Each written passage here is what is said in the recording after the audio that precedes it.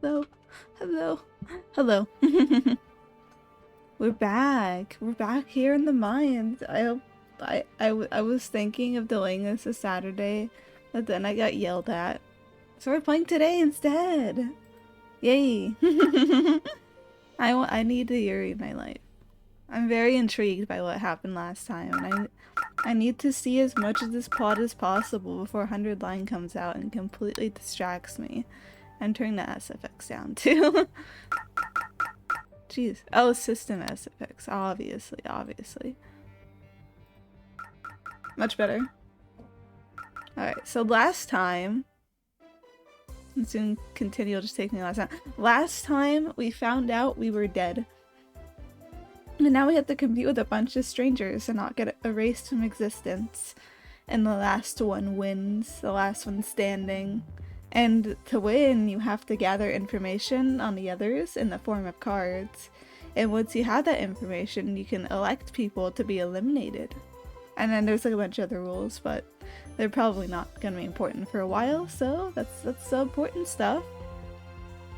Also, we have deeply, potentially homosexual relationships with two of our friends.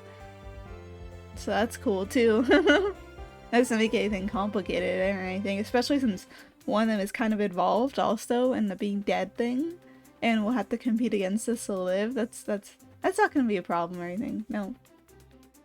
Everything's gonna be great between us. Anyways. Miharu's workplace is a maid cafe located in Akihabara. I knew it. It's a small, privately run establishment, so staff just has to wear maid outfits, meaning none of the usual business they see from bigger outlets, but still takes some courage to stroll in. There's no way I could have done it on my own, which is why I brought Naomi along as my sacrifice of sorts. Unsurprisingly, all the customers are guys, which helps us to feel especially out of place. I'd appreciate if you learned to act a little more ladylike, Rinka. Miharu sounds beyond exhausted as she drops off my coffee. Sorry, but I need to talk with you, no matter what. You didn't read the message I sent, so I decided I'd best come by when Mao said you'd be at work. So it was her, huh? She messaged me this morning while I wasn't feeling too well, so I replied saying I should be able to make it to work. You messaged me this afternoon, didn't you? Yep, during lunch break. I forgot to charge my phone last night, so I had to turn it off while I let it charge today. Now I'm upset that I missed an ever so elusive message from you. Oh, sorry. Here you go. With that, she places Naomi's warm and fluffy cocoa in front of her. But she misses the coaster a little bit, which leads to her inadvertently slamming it down on the table. Naturally, this surprises some of the other customers, causing many of their gazes to turn our way. Beep. Miharu's not happy about this. So, you want to talk about the whole life game? Nah. Why talk about things when you could just pretend they don't exist and avoid people for the rest of forever? That sounds easier to me personally, but... Dear me, I'm awfully sorry. Miharu turns to Naomi and delivers a polite bow. Naomi looks terrified, despite being on the receiving end of an apology. I'd be terrified too, I don't know. That did not sound like an apology. That sounded like a threat. Unlike Lionhouse, this isn't a place where you could sit down and relax, unfortunately. I wish you would have figured as much based on the fact that it's a maid cafe. If you need to talk, then I'll pop by Lionhouse after my shift. Well, assuming you're fine with that, of course. Yeah, that's fine. Sorry for bugging you. But I gotta say, that maid outfit really suits you. Makes your natural good looks stand out even more. That's a totally heterosexual thing to say to another heterosexual girl. It's true. Oh, she's getting flustered. Oh my god. Can they just both live? Can we just say gay rights and let them both live and be happy together? It suits me? Wow. I never thought I'd live to see the day you'd say that to me. Now you've got me all embarrassed. Her face is bright red as she says that. A very uncommon occurrence. You'd imagine she's used to customers complimenting her. But I guess it's different when it's a classmate, and they were classmates, everybody. I only chose this job because I could earn good money in exchange for acting nice to people. But after hearing that, I'd say it's been worth it. I'm not sure if you should say that out loud. Right when Naomi says that, the other customers burst out in laughter. As you can see, that's just how we do things. Everyone else is fine with it. That's pretty cool. As much as I can appreciate how these places have unique work environments, I still don't really like being in one. Anyway, sit back and relax. She gives us a perfectly rehearsed work smile before moving on. I'm not too sure if my coming along was a good idea. Don't worry, I feel the same way. Figured there'd be some other girls here scouting out the cute outfits, but I figured wrong. Ringo, you're just gay. That's literally it. That isn't quite what I meant.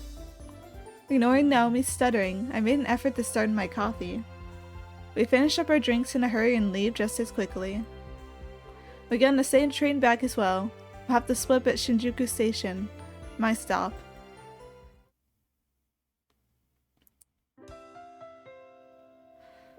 Once it hits 9 p.m., I start preparations to close up shop. I opened up pretty late today, so there weren't many customers.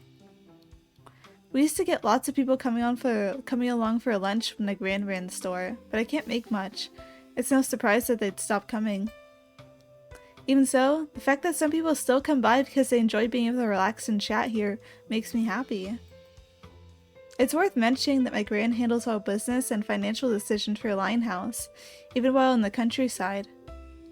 I put in the orders and such myself, but that's all based on her instructions after seeing each daily report. This is made possible thanks to the laptop she took with her. She's actually more tech literate than I am, despite her age. Around the time I finish cleaning up the store, someone makes their way through the door. Hearing the little bell jingle, I look over to see who it is. It's her! Miharu. Hey, you. It's Miharu, who's changed back into her school uniform. Just remembering her in that maid outfit nearly causes an involuntary grin. I don't mean that in a bad way. It looked a lot better on her than I imagined. Although I bet most things do, considering she's tall and stylish. Yeah, I bet a lot of things look really nice on her because she's so pretty and tall and stuff. In the end, it's her work outfit, so it'd be kind of rude of me to laugh. Hey, did work drag on? Yeah, sorry about that. The girl who was gonna follow my shift canceled out of nowhere, so I had to stay behind. Can't say I'm too impressed by whoever that was. It's still work, even if they're doing it part-time. It's one of those jobs where you get paid a lot for relatively easy work, so I'm not surprised. You won't find many of us working there actually trying to make a living off of it. Most are there just to make some money on the side. Heh, it carries extra weight when you of all people talk about someone's work ethic, though. The same applies to you. The majority of Miharu's wage goes straight into living expenses, thanks to her situation at home. She doesn't pay for tuition either, thanks for her scholarship. I don't know the full story, but her parents got divorced, so it's just her and her mom at home, I think. What's worse, her mom isn't in the best condition, so she struggles to keep a consistent income. I may not be working for the money myself, but I can't really compare myself with Miharu when I've got my Gran supporting me. Speaking of which, she mentioned once that most of the money she makes comes from real estate. She always brushes me off when I try to dig deeper into it. Anyway, you wanted to speak with me, right? Is it alright if I get my hopes up? You know exactly what it's about. This'll take a while, so grab a seat. I take my apron off and move to sit down with her. It won't take long at all, actually. She stops me before I can take my seat, and then continues. I saw what unfolded in that dream world myself. There's no denying that both of us should be dead right now. It seems like you don't quite remember the details of how it happened, though. It came back to me afterwards. My memory's still jumbled up, but now I know that last night wasn't the first time I met that girl, or goddess, or whatever you want to call her. That makes things simple then. We both need to make it through to the end. She says this with a radiant smile. How can you smile at a time like this? When I see her smile, I can't stop my gut feelings from taking over. I lose my self-control the moment she confirms that divine selection is real. Everything I've been holding back since waking up from that dream comes pouring out. It's simple. You wouldn't have had any doubts about wanting to survive if I wasn't a participant, correct? The fact that I am means you can't summon those survival instincts now. The idea of doing so in exchange for my life pains you far too much. That's just the type of person you are. You don't need to worry about that though. I'm fully prepared to give my life for you. Oh damn, okay. I thought she was like, I won't die either, but nope, she's like, I will die for you actually. That's the gayest thing you can do, honestly. Excuse me? What did you just say? Like I said, it's simple. If given the choice between either of our lives, I'd choose yours in a heartbeat. What the hell? Don't say that like it doesn't mean anything. Don't even joke about something like that. Sorry, I shouldn't have shouted. I break eye contact with her, giving myself a moment to regroup. Miharu replies by shaking her head while deciding our next words. I say this with the utmost confidence. Conviction, I mean. Besides, I think it's safe to say that every other participant is adamant on surviving too. Getting caught up in kindness spells certain death for you. How can you be so calm about all this? As much as I don't want to think about it, she has a cause of death of her own as well. That moment's undoubtedly etched into her mind. My own death shocked me so much that my brain tried to block it out, and yet she's here acting like it's no big deal. I don't understand how she does it. Because I'm doing this for your sake. I'm glad we got to talk about this. You really don't have it in you to take the initiative, huh? I'm best off not giving you information about me then. The last thing I want is more people going after you. Let's act normal at school too. You'll make it through this, so you can't let anything disrupt your day-to-day life. I need you to work with me as much as possible though. Your death would spell my own inevitable elimination. She finishes her spiel before facing away from me. I'll do whatever it takes to protect you. I can't open my mouth, not even after she's left my line of sight. I've forgotten to ask her about her own personal cards, as well as the reason behind me not obtaining any cards related to her. Maybe she's identity faking. Maybe she was preparing her entire life for this moment. I make no progress for several days as I wait for the second round divine selection to come around. I start to teach Naomi how to brew coffee bit by bit while I continue to engage in the usual banter with Miharu and Mao. None of this helps to ease the tension in my heart, though. I can feel myself being pressured more and more by the reality that I've become a participant in divine selection again. For a second, that made me like, wait, again? Oh wait, that's not what she means. Okay. There are people in this world who don't deserve the live. Oh wait, did we have a perspective switch? There are people in this world who don't deserve to live, and I never had any issue counting myself among them. I spent my life stealing. Yeah, this is definitely not. I spent my life stealing and killing as part of the mafia in southern Italy. I got to where I am today through countless betrayals. I was never in the big leagues, but I managed to find success after success as a mafioso. Until, you know, I messed up when I shouldn't have, and, well, died. Success wasn't imperative in the world I lived in. The key was to avoid failing, because a single failure meant you'd be 6 feet under, and that's exactly what happened to me. It's funny though. Turns out, Lady Luck's impartial when it comes to whom she gives her blessing. Getting tossed into divine selection meant that I have the opportunity to live on, despite my mistake. I've been given a new lease on life. I might not deserve to live, but that's irrelevant in the face of my desire to do so. So long as that desire is there, nothing else matters. That's the Federico Carminati way of life. Oh, it's a name card that she has. I failed only once in my life, and I'm determined to keep it that way. I guess Lady Luck isn't the only one to pay me a visit, though. Her much less unfortunate sister has made sure to stop by, too. Hey, Space Cadet, do you copy? This charming individual is Odette Malicon. Much like me, she's a participant in Divine Selection. Under normal circumstances, we should be aiming to eliminate each other, but we've agreed to help one another out. For the time being. Oh, I guess it'd be more accurate to say that she's forced me into a truce. Nothing much. Thinking about something. How about you focus on the grub instead? Ain't about like good Chinese cooking go to waste, Capricorno? We use Capricorno as my code name when we're speaking. It's based on my zodiac sign. In turn, Verge is how I refer to her. My only issue is that pronouncing French words is kind of tricky for an Italian like myself. That's French. Vierge? Briege? I don't know. Anyway, I'm the one suggesting using code names. I did that mainly because their names are valuable info when it comes to eliminating others in Divine Selection. Neither of us are supposed to know each other's real name. Knowing her, she's probably used some connections to pull my name out of the lake, but she won't tell me that straight up. Obviously, I know her real name as well, but I haven't told her. Keeping that stuff to ourselves is the reason our current relationship works in the first place. Gotta admit, I couldn't be any happier that we're in Beijing.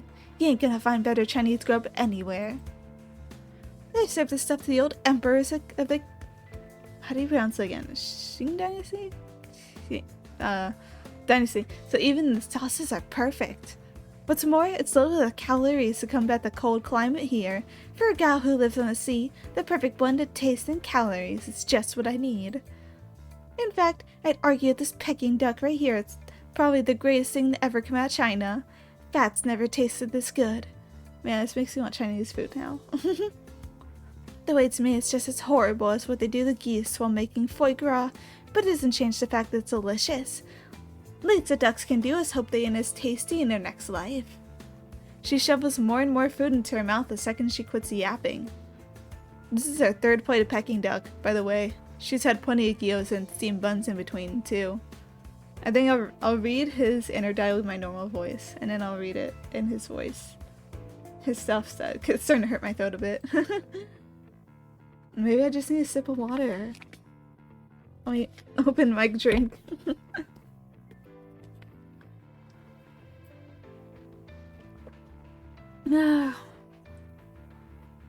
So refreshing.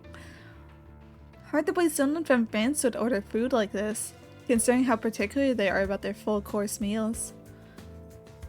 I see like fancy of like in foreign countries, I see like their full course meal kind of things, and they're so nice because it's like in like America land here.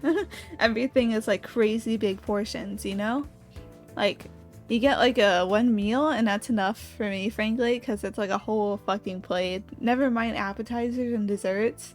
Unless they're really good, I won't go for them because it's like too much food, you know? Bleh.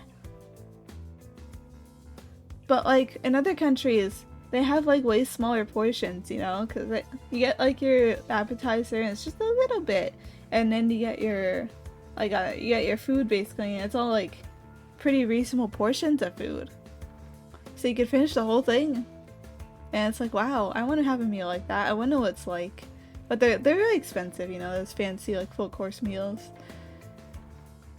Cause like they're good, but like they're like small portions, you know. But you still have to pay a bunch. One day though, one day.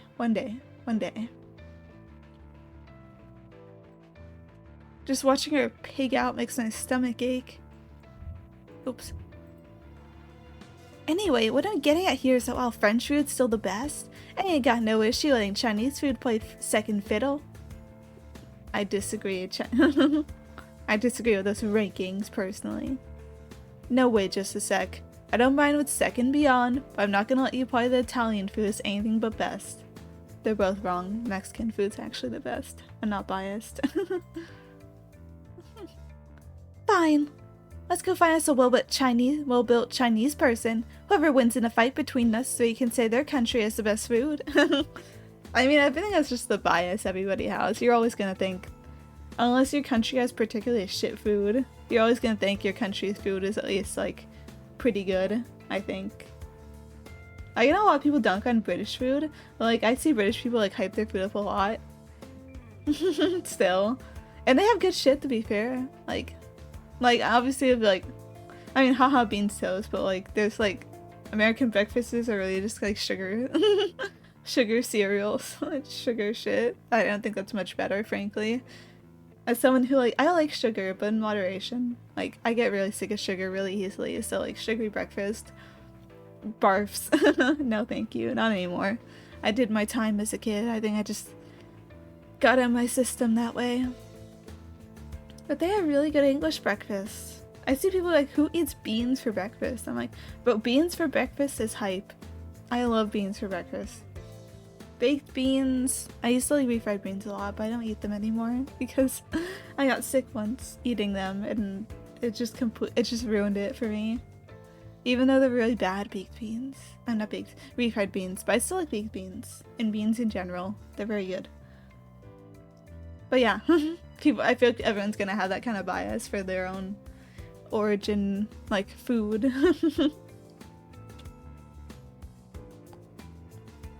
Okay, fine. You win. Well, you don't. Let's change topics before things escalate. She really would hunt for someone too. Only problem is that it doesn't matter what kind of tanker she recruits. She'd still beat both of us senseless. Ain't many people who could take her in a fistfight, men included. She's the head of a group teeming with tough seamen for a reason. How about it, Federico? Time for booze. The Shaoxing shoes, pretty great. Tastes like dissolved candy. Hope I pronounced that as close as possible. Give me a break, oh, ah. Just like that, she's baited me into saying her real name. I don't know what you were thinking about earlier, but how's about we quit wasting each other's time with this whole charade? What's that supposed to mean? I already know the answer, but I ask anyway. She chugs more Shaoxing Shu before showing me a big toothy smile. I wonder, it's pretty obvious that everyone's first move in this divine selection game, whatever, is gonna be get a death grip on the other participants' names. You want code names, but hey, ain't gonna stop anyone from finding out our real names.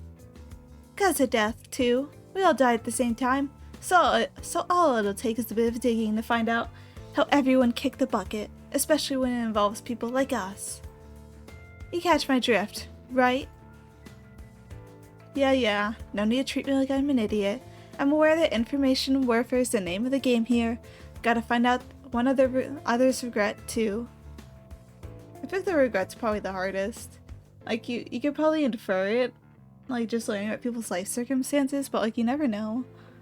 But, like, cause of death and name, I feel like they're definitely the easiest.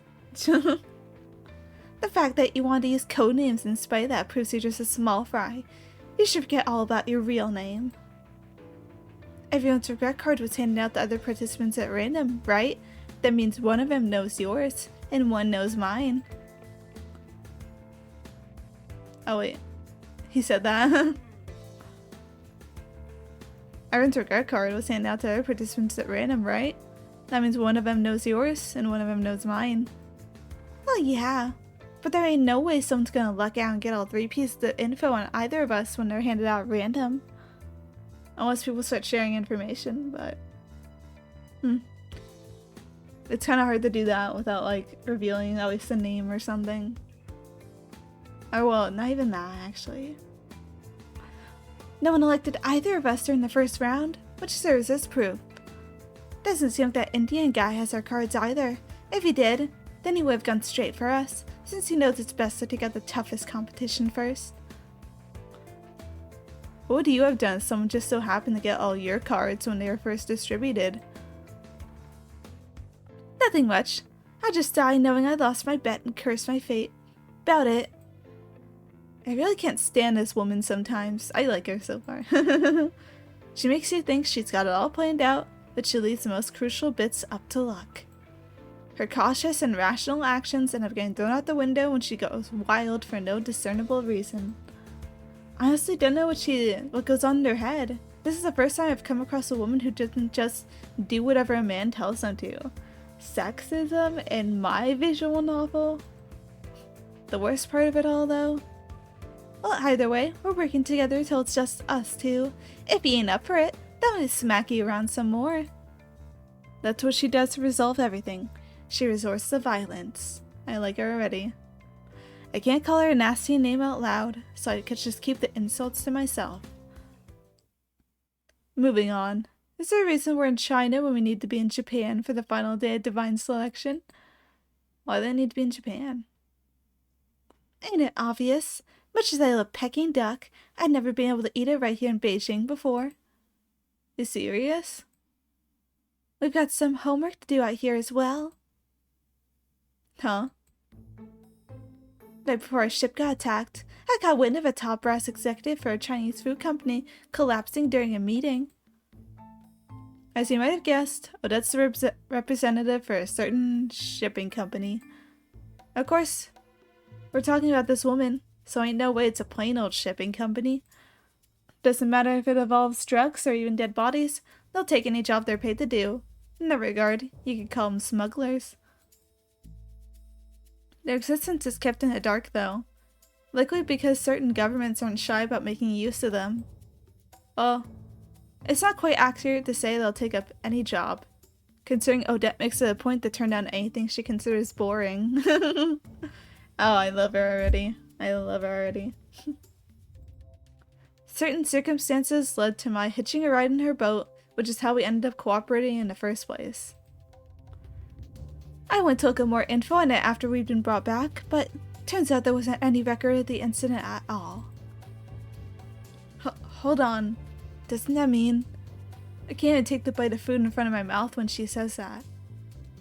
She, on the other hand, grabs the bottle of Shaoxing Shu and downs what's left of it. I gotta keep tabs on this sort of thing thanks to my line of work, so I ain't gonna forget about something like that easily. His name's Ro Shansho. I dug deeper after that, and here's the kicker. He seems to be alive and well. Oh, another one. What? The moment she mentions his name, the book behind her emits a strange light. It's a big, thick, auburn-colored book with some gold leaf decorations on it. But there ain't no pages in it, just a big hole in the middle when you open it. Oh, so you have to, maybe save, the information to the book in order to, get the card? That would make sense. I've got the exact same book, see? It's some kind of card-storing book used for Divine Selection. Now we're talking. The dual light focuses into a single point when she opens her book. It gradually fades, and in its place a rectangular piece of paper. Odette catches it while it's hovering in midair. Bingo! Looks like our friend Ro Shansho is numeral 7. Damn, that was easy. That girl who was going on about being a goddess mentioned that the cause of all her deaths had been undone. The fact that Odette was able to notice such a paradox proves that the girl wasn't lying. Now we gotta play the guessing game. He was a fatso, so he might have had diabetes. Wow. That's not nice. Maybe his wife left him, huh? Maybe people can have normal regrets. Instead of mean regrets. Okay. I'd break.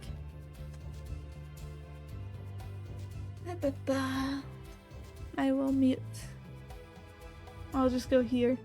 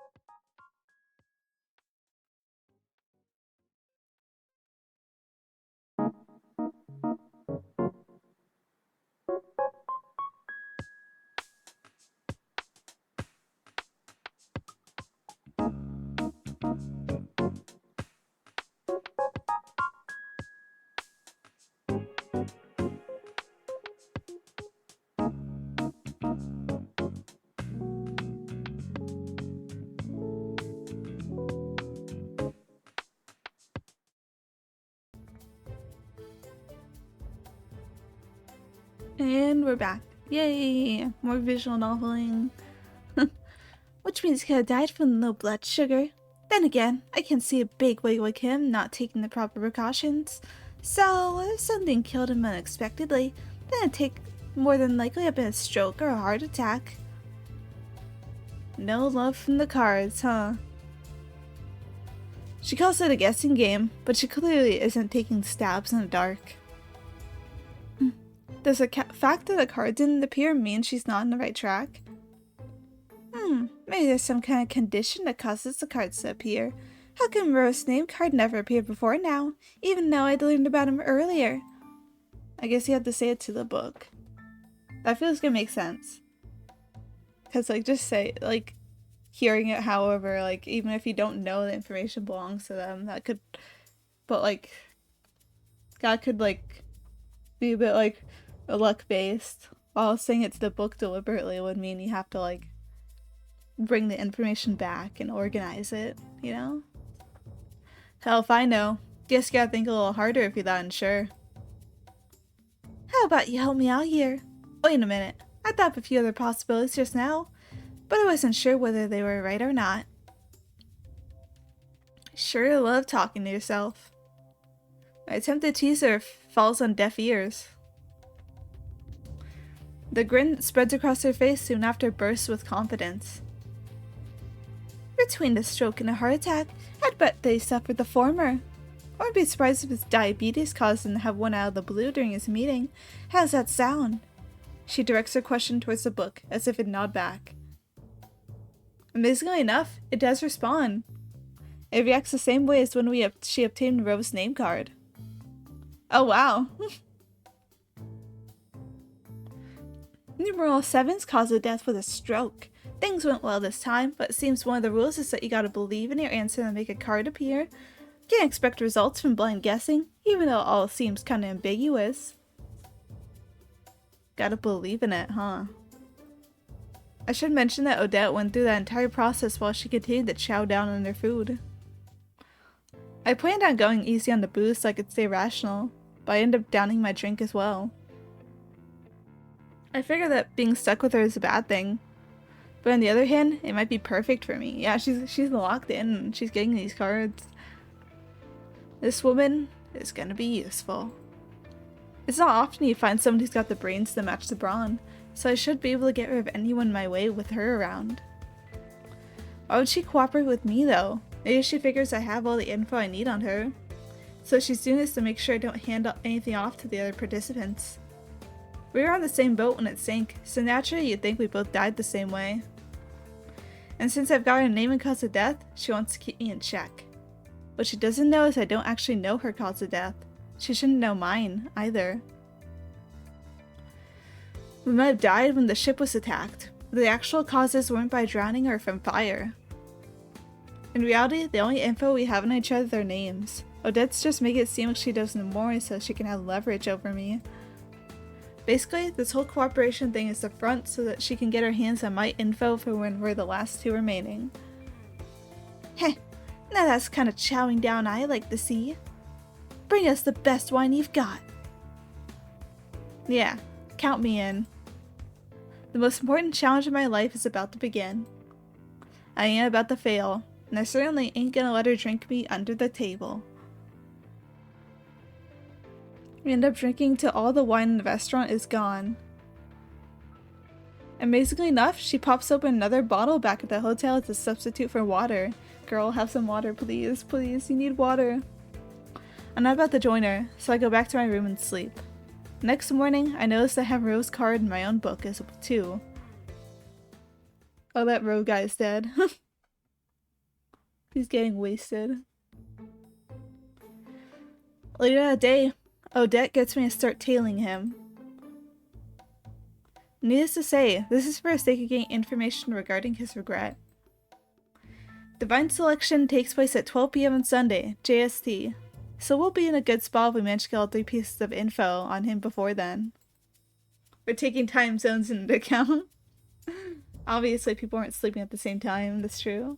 As for why I'm tailing him on my own, well, Odette's down with the hangover. Not in a way you'd imagine though. She ain't suffering in bed. She's pissed off and screaming at everyone and everything. Can't believe she's making me second guess her usefulness just one day later. Bro, she got 2 cards. Leave her be. Odette, this ain't good.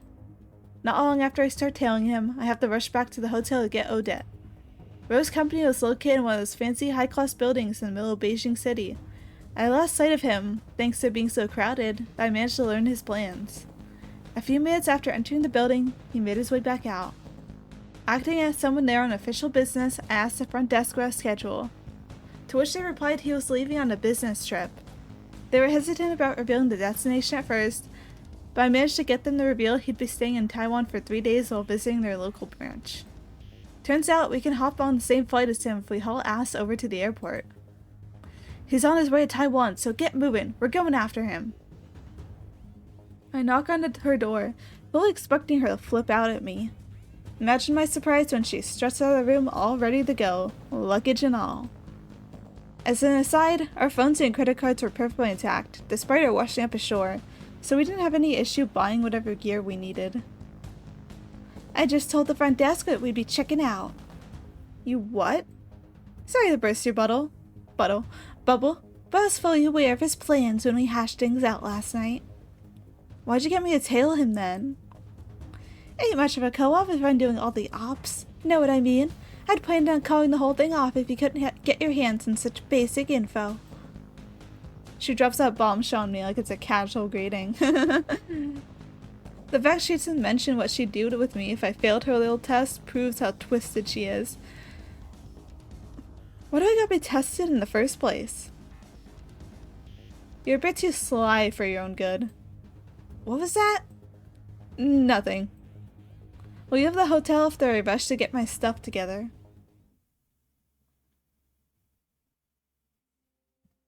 Having made it on time to catch the same flight as Ro, we make our way to our hotel in Taiwan after landing, which looks the same as our hotel in China, actually. It's the same hotel he's staying in, so we choose a room far enough away from his and discuss our next move over some wine and cheese. Gotta hand it to ya. I didn't think I'd try to find him on the flight itself. Oh, I couldn't find him in the flight lobby since he had the nerve to fly business class. And again, it's probably best that he did, since that stomach of his would just piss off everyone in economy. Glad I was able to upgrade the business class myself, though. Managed to tail him from the arrival lounge to his hotel because of that. Meanwhile, I was stranded in economy. You do realize the other participants know your face, right? What would you have done if he noticed and started to panic? He didn't seem bothered, probably doesn't expect other participants to make their way out to China to find him. In fact, the way he's working and going about his daily life made me know he doesn't actually believe that divine selection's happening. True, most adults wouldn't believe that crap. Only reason I did is because we both washed ashore together. She grins nihilistically before continuing. Surely you have some questions about how you're still alive if you're aware that you died, though. Seems like enough to believe that this whole situation's for real.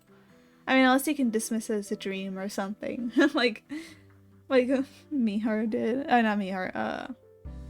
I don't remember her name off the top of my head. The protagonist did. But she was like, it feels like a dream. And then she's like, ah, fuck, this is real. More importantly, something's fishy about how long he's been staying here, wouldn't you say? I grab some squares of cheese as I pose that question to her. Maybe there's another, maybe he does believe it's real and he's hunting down another, candidate around these parts. You never know. You never know. Once I confirm that she's reacted to it, I continue. The people at work said that he'd be gone for 2 nights and 3 days. But the front desk here says he's only here for tonight.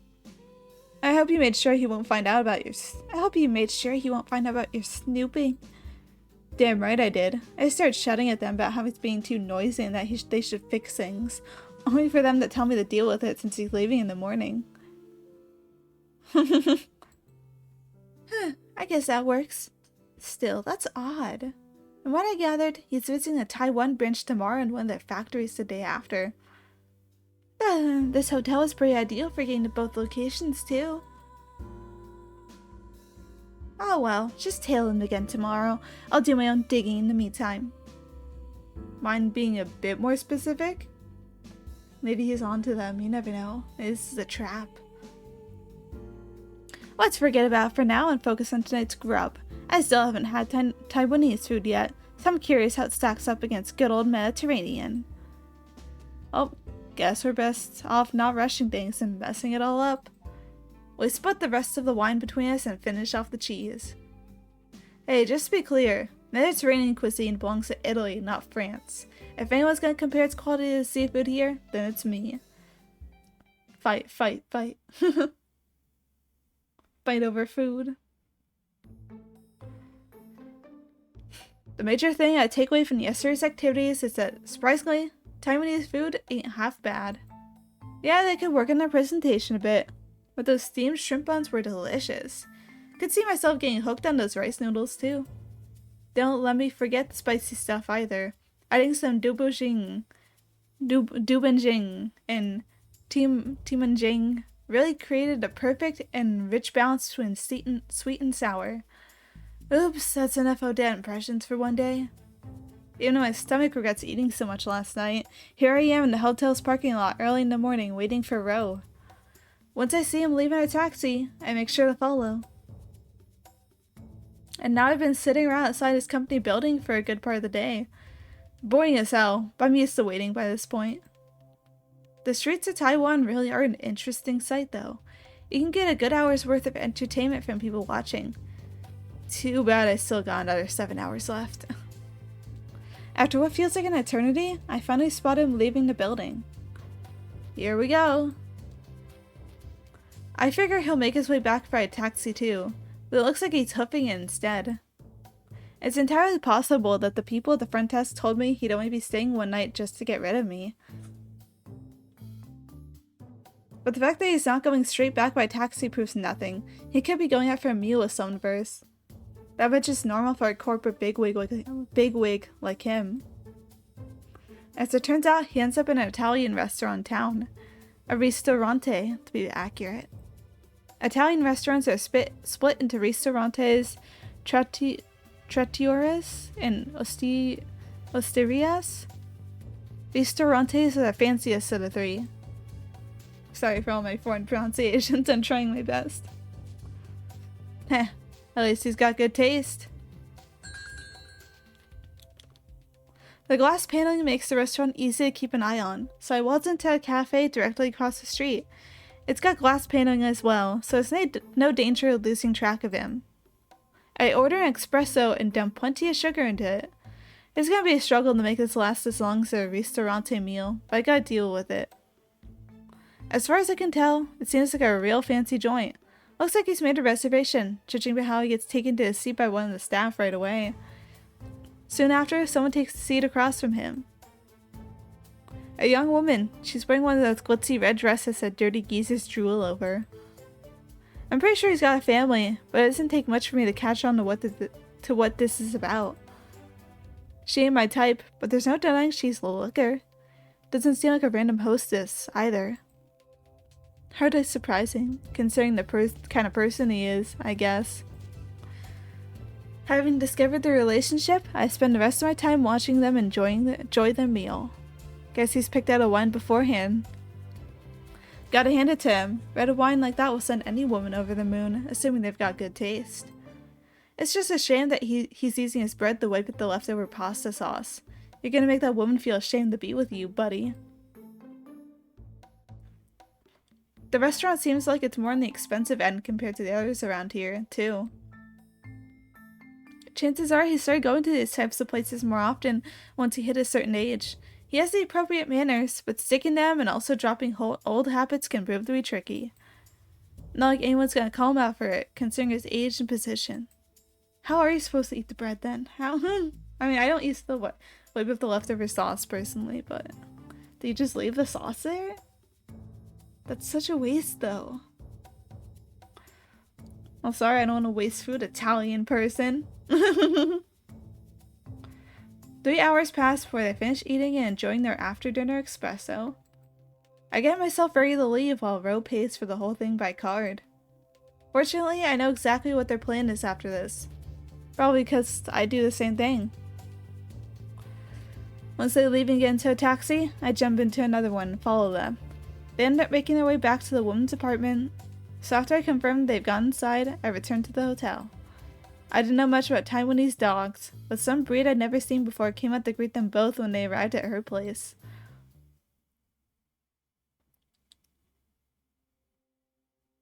Took your damn time. Part of the job. How'd things go on your end? She waves her hand in dismissal. Guess she wasn't able to learn anything interesting, so now she's pissed off. Meanwhile, I'm feeling pretty great because I've gotten my hands on some crucial info. Looks like I'm the only one who came out of this with more info then. Quit bragging and spill it out, asshole. Yep, she's pissed alright. I heave a quick sigh before explaining what I saw. Our respectable businessman was out meeting a woman. Not family, I assume. His wife and 3 kids should still be in Beijing. Right, she was a young one. No doubt she's his lover, considering they shared a little kiss before heading into her apartment. What a scumbag. Right? The fatty acts all respectable when he's got a hot little dish on the side. Even her dog seems attached to him. So there's no doubt he visits often. Damn. But I was talking about you. What kind of person spies on a middle-aged man's affairs like that? Look, you can't accuse me of whatever you want just because you're pissed off. Anyway, it's pretty much a given that his regret has to do with his lover. The last 2 attempts were regarding his family and work, but neither caused the card to appear. It might have been because we weren't entirely certain, but a part of me felt that we just weren't on the right track. I'm confident about this one though, which is why I direct my comment to the book, expecting it to turn out a card for me. Come on, what is this crap? It's gotta be his lover. All that follows is a brief period of absolute silence, and the air conditioning humming away in the background. Looks like you didn't dig deep enough. The fact that nothing happened despite your misplaced confidence proves you're wrong. Maybe it's his marriage, like he regrets getting married to like his wife, because now he like he has to hide like his like flings basically. I have no comeback. All I can do is begrudgingly jam a cigarette in my mouth.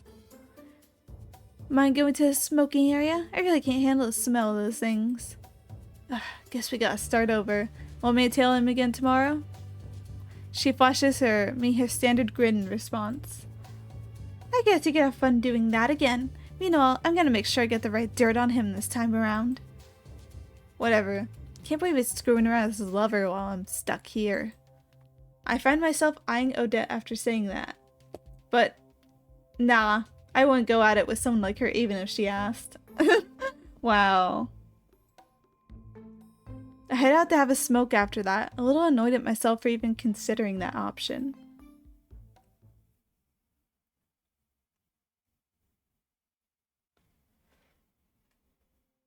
We left Taiwan in the morning and check back to the same hotel as before when we get back to Beijing. I part ways with Odette, who says she has something she wants to look into, and then I start tailing Ro again. Getting anything worthwhile regarding his regrets as he goes about his daily business proves to be a lot more difficult than expected, so I make my way back to the hotel after I confirm that he's returned home. Took your time. And where were you exactly? Oh, nowhere special. We're pretty much done until Sunday, so let's go and celebrate somewhere. How about the place we ate at our first day here? Starting to crave their Peking duck again. Wait, what? You found out his regret? Sure did. Ain't telling you though. Last thing I need is the 2 of us electing at the same time and having to share our own info. That goddess did mention something to that effect, now that I think about it. Like, if 2 or more people elect the same person, they gotta reveal one piece of their own info to everyone else to gain election priority. Sure, you'll be able to get info from the person you eliminate, but you're putting way too much at risk in exchange. Odette's removing the chances of that happening to us by not telling me. In other words, she doesn't trust me. Can't say I trust her either, though. Anyway, how long are you gonna hang around there like a creep geezer? Huh. Her sudden insult takes me back, but she isn't actually addressing me. She's looking over to the door I had entered from. I approach the door, praying that the worst case scenario in my head won't take place, and then open it. I see my cover was blown quite fast. Rou-chan Shou, the very man we've been following around, is standing right there. That means he's the one has been tailing me all along. When did you... I admit, the fact that you two are working together took me by surprise.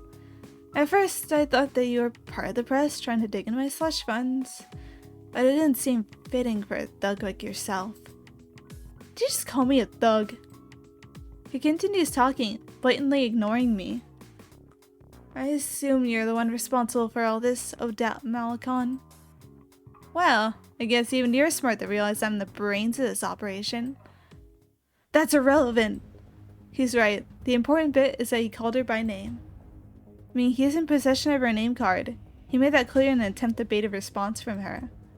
Chances are she realizes that as well, which is why she responded the way she did. I did find it difficult to swallow the whole dream world nonsense, but one can't help but believe it when someone they saw in the dream winds up on the same flight as them. That goes double for a woman who stands out as much as you do. Yeah, she really does stand out. Not only is she pretty damn tall, but she's also built like a tank. You could say she's got looks, but those don't stand out near as much. Heh, you ain't wrong about that. What are you grinning at, punk?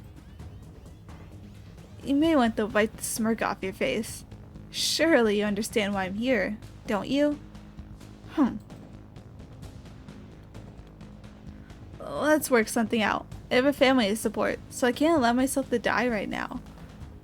I take it you know either my cause of death or my regret then. She takes a deep breath before shaking her head. It can't be both.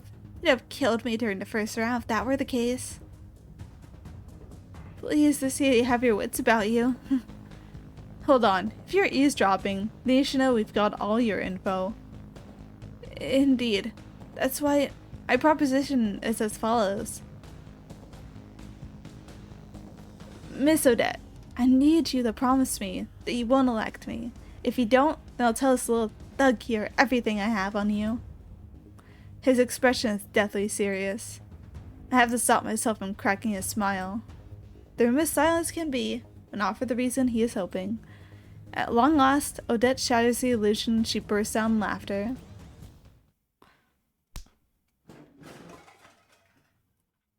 She follows that by punching him square in the face, which sends him flying over to the opposite side of the hall. This dude must weigh over 200 pounds, a true testament to her ridiculous strength. Oh, have you lost your mind? She saunters over to him, takes a seat, and laughs right in his face. He's holding his cheek after that punch, but looks to me like his nose took more damage, considering it's gushing blood. That's your proposition? Give me a break. So you're fine with me revealing your information? You will look cooperation. Oh, so you're fine with me revealing your information? Your little cooperation will crumble right away if I do. Then the girl is so ripped. She is so ripped. She's a smuggler. She's buff as hell. She has abs for days, and she's awesome. Just try it, fatty. Not have this thug kill your whole family if you do. He's like, I never volunteered to kill families. She punches the floor as her way of telling me to keep my mouth shut. Let's say your little plan works. Did you ever consider the idea of him making it through the end? Your family wouldn't be coming back to life anytime soon if that happened. Oh. Hell, not just your family. I'll get your little regret to join them. You're beyond insane. Haha, shut it, you disgusting piece of trash.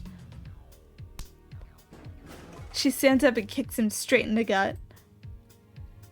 Gotta say, even I think she's overdoing it a bit. You're acting way too big for your boots. I want everything to go nice and smooth, so just give up and resign yourself to death. If you want to make propositions, then make sure you get some real info on me first, and have to protect yourself if I elect you. You insolent little... I A real businessman wouldn't try to make something out of nothing. They'd take something small and turn it into an empire. She grabs him by the collar while she spits out her insults.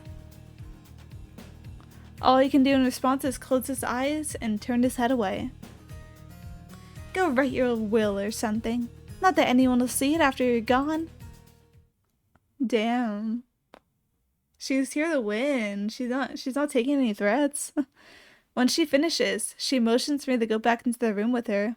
There's plenty I want to call her out on, but the last thing I want to do is go against her will right now.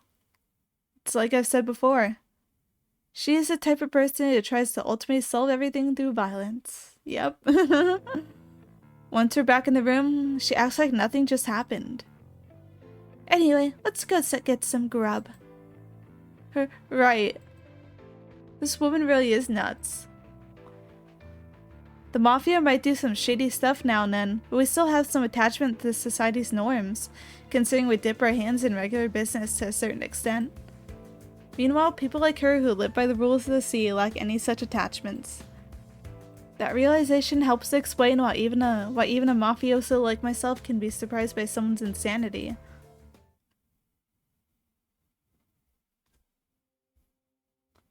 Ro has outright vanished by the time we leave the hotel to go get some food. I actually feel pretty bad when I think about how he's probably spending what little time he has left with his family. That being said, the fact that I'm here enjoying some food and booze despite it all proves how messed up I am, too. Once we satisfied our stomachs, Odette hits me with a threatening gaze. Just to be clear, don't you dare try and contact him in secret, you hear me? If you do, then let's just say I know how to make people wish they were dead. She says this like it's a perfectly acceptable topic to bring up during a meal. Tsk, yeah. We'll keep this alliance going till it's just the two of us left. Oh, so now you're gonna act like the head honcho, huh? Bah, come on, you know what I meant. Just don't hit me, alright? I'm gonna go talk to Ro if you do. Now that's a sense of humor I can appreciate. She lets out a raucous laugh, but I can tell it's phony.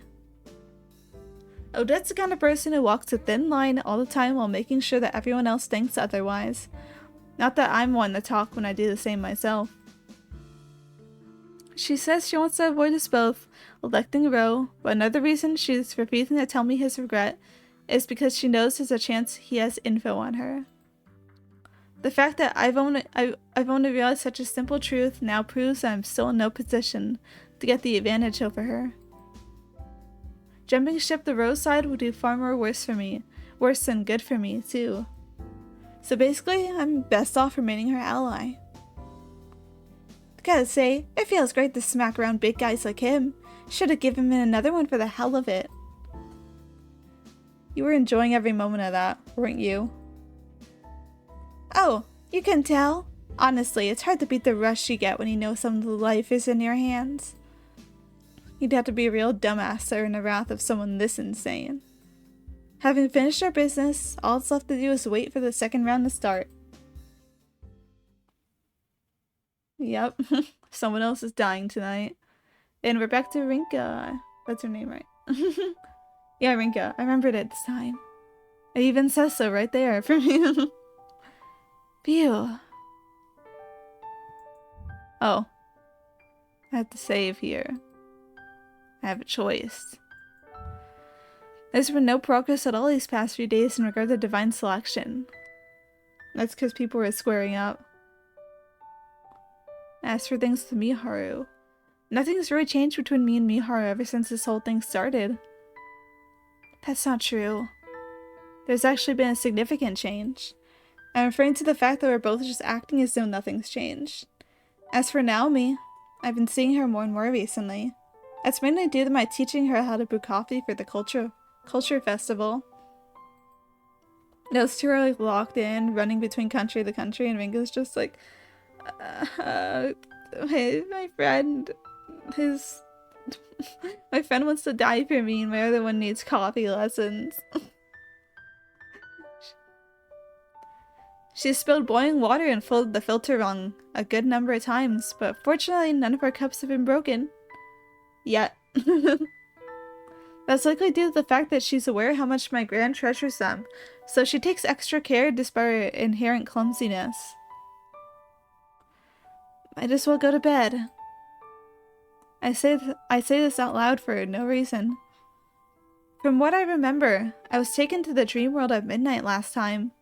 Might as well go to sleep now if that'll happen again. I glance over to the clock, which says 11 p.m. It's 11 p.m. And then I shut my eyes. Ow. In my tongue. I'll take a sip. There we go. We're back. In the Danganronpa class trial room. With funny red lights and gears. I guess it doesn't matter whether I'm awake or asleep. I find myself in the court of fate once again. It's as impressive as ever. And as I figured, it doesn't matter whether or not I'm asleep when the time comes. To my left is Miharu, and to my right is that Middle Eastern man. I take brief glances at both their faces, opting not to engage with either of them. Part of me is afraid of that man. He doesn't seem fazed by the fact that he eliminated someone last time. He did eliminate someone. I was trying to remember, like, I think someone got eliminated last time, right? And I was like, I don't remember who did it though. 1 second, it's cold in here. I'll get my blanket. There we go. But yeah, it was that guy. Yeah, I remember now. I can't imagine I'd remain that stoic, knowing I'd just stolen someone's future from them. I guess inevitably someone's gonna get this future.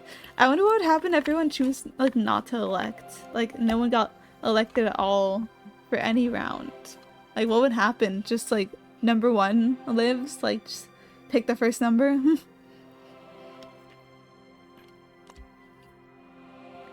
Who knows? Maybe they'll, because, like, it's only 12 weeks, right? There is a time limit. I don't know. Maybe that'll be explained later. None of the other participants speak to each other. Instead, we allow an oppressive silence to rule the courtroom. Or the court. Probably because if you spoke to a person, that would indicate something about, like, something, you know. That could be suspicious. Lower stratum?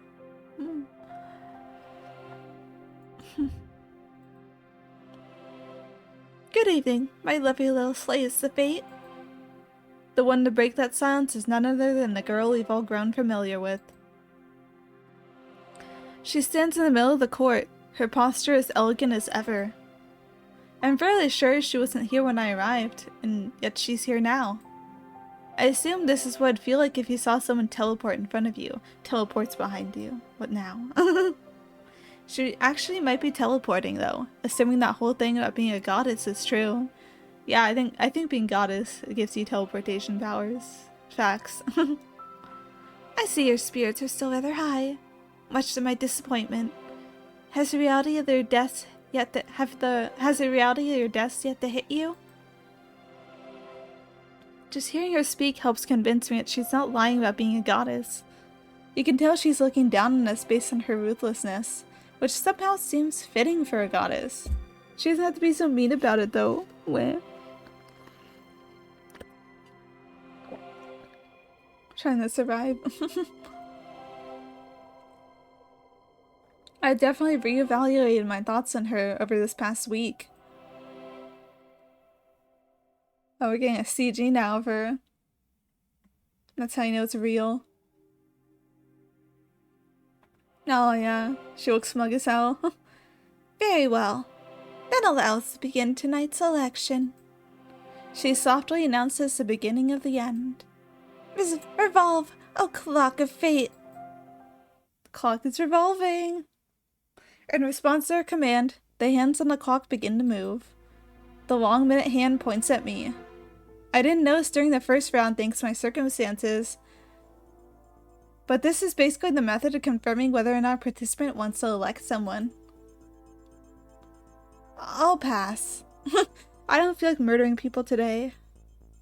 Miharu opts to not to elect anyone as well. The man appointed as number 3 does the same.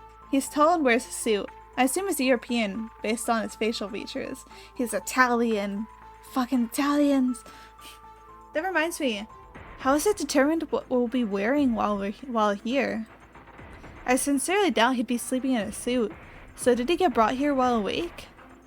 Not like what you're wearing at the time reflects what you'll be wearing here, either. The fact that I'm wearing my school uniform despite going to bed in my pajamas proves that.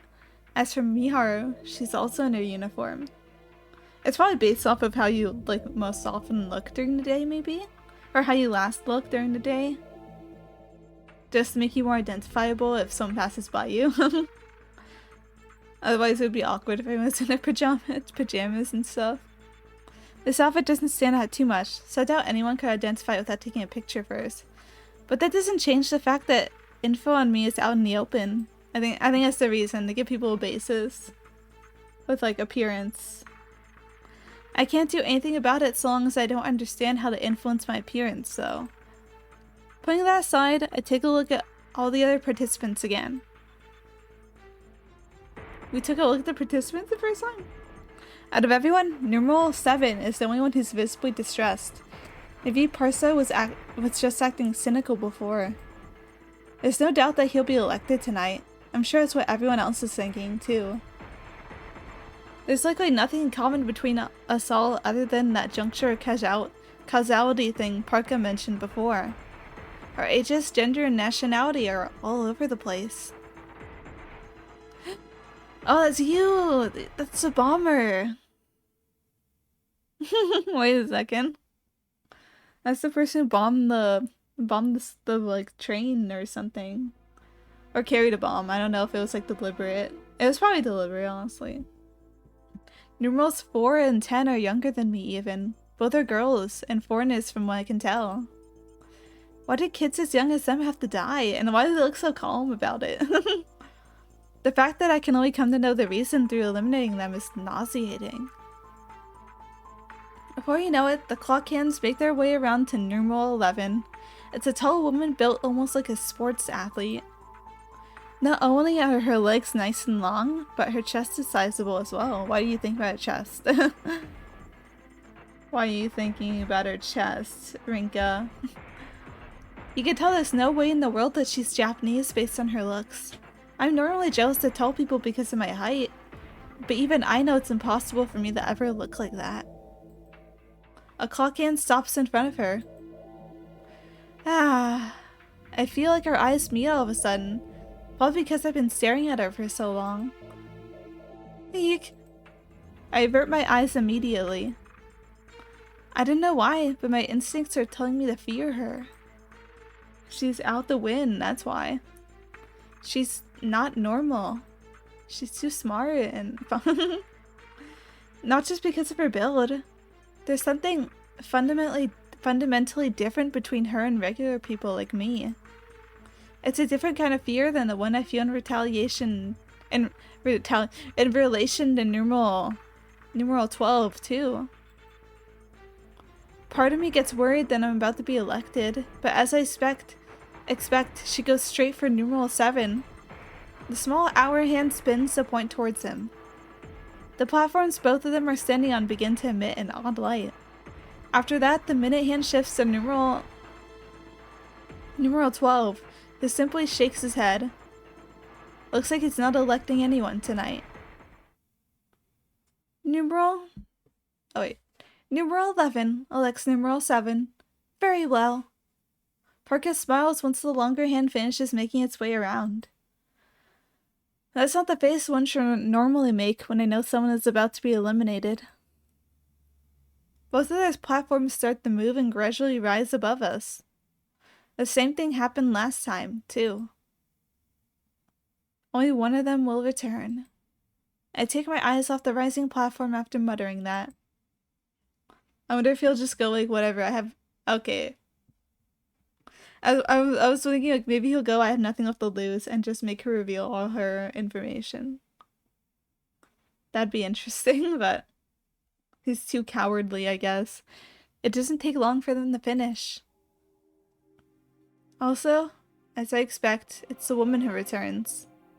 She reports the results to Parka, her expression one of obvious displeasure.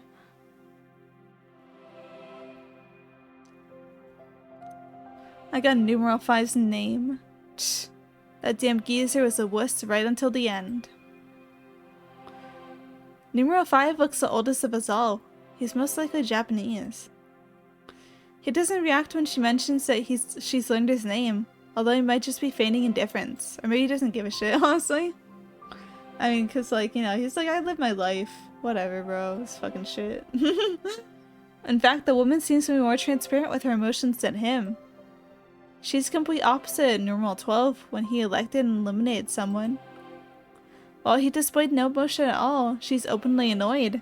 But deep down she seems to be enjoying this. She reminds me of a kid who gets angry when they lose a game, but secretly enjoy the experience.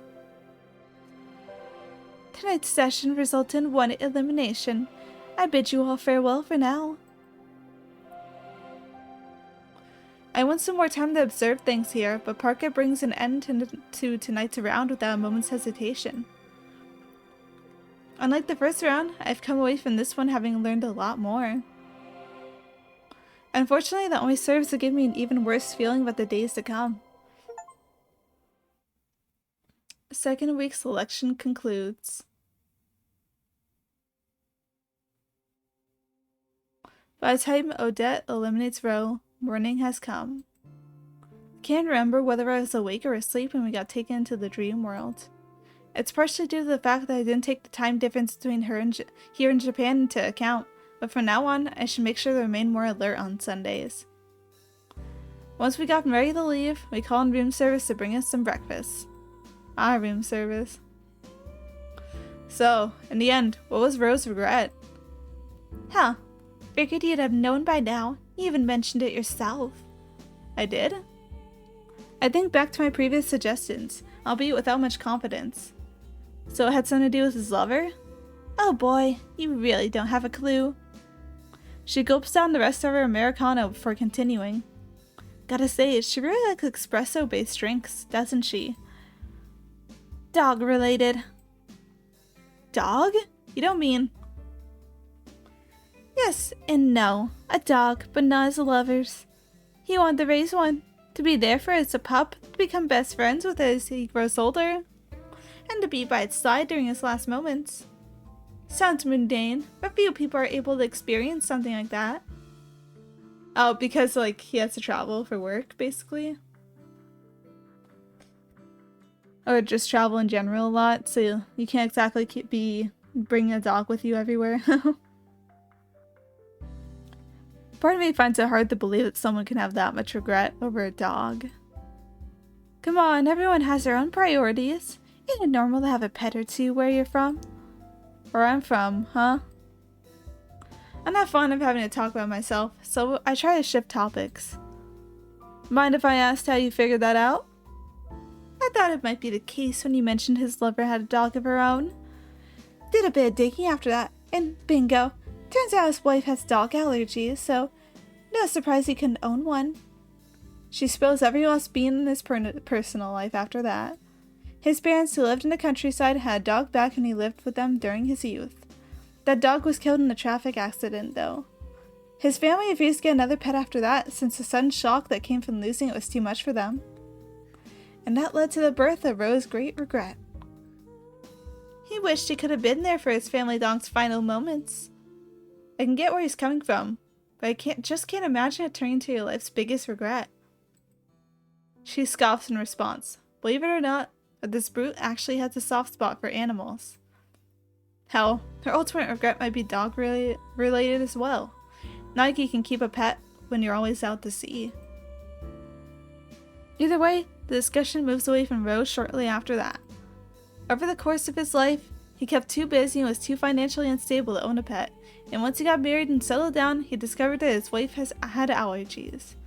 Guess we'll never know whether or not he convinced his lover to get a dog because of that, or he went with her because she already owned one. Hell, she could have just been some lady he hired to look after his secret pet dog. Did he kiss? I guess. I don't know. Oh, that's the only one with those answers now. Oh well, probably shouldn't concern myself with someone who's been eliminated. Oh, what did the news have to say about him? The goddess said that anyone eliminated during divine selection would have the reversal of their deaths undone. Not only that, but any events linked to that period of time would also be undone. See for yourself. She flings her smartphone across the table with a mean response. I don't even need to browse the web based on her reaction, so I give a casual glance towards the screen before handing it back. 2 weeks ago, an executive for a well-known Chinese corporation suffered a stroke during a meeting and died. Yeah, sounds about right. Speaking of which, you were taken up above the Court of Fate when you elected Ro, right? What's it like up there? I'm starting to find myself curious about how the election process works. Huh.